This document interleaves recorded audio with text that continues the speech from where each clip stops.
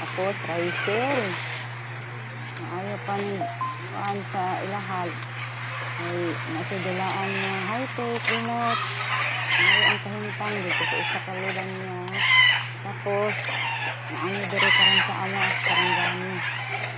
Nga, antos-antos mo ako, kay ang inyong lola o lolo, dili pareha sa inyong lola, sa Manila nga. Buhong mo.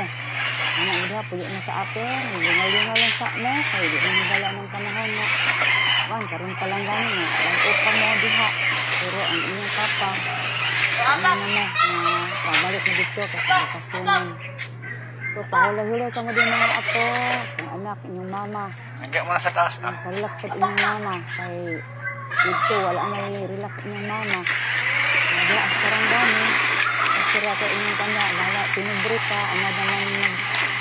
pinubre ang inyong mama. Wala lang sa mo, ayun kung ginawa na, balik og Manila, kay layo ka ito, kung nanimo ka lang, nagyod mo. Hindi mo na ako ipadala.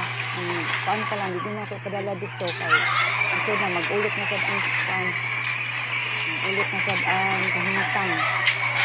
Kasi sa inyo mga apo, kaya wala na yung mga gula, kaon lang. Ang maraming ginawa na, yung mama kayo, gustodan din ha. Gustod. Gawas nga layo. Gado pamilya. Yun na, okay man kaayo ang ta, pero layo rapod kaayo mo.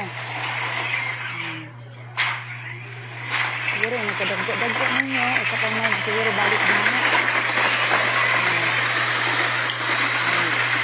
Kasi karon dito sa magsasaramdaman. Gusto mo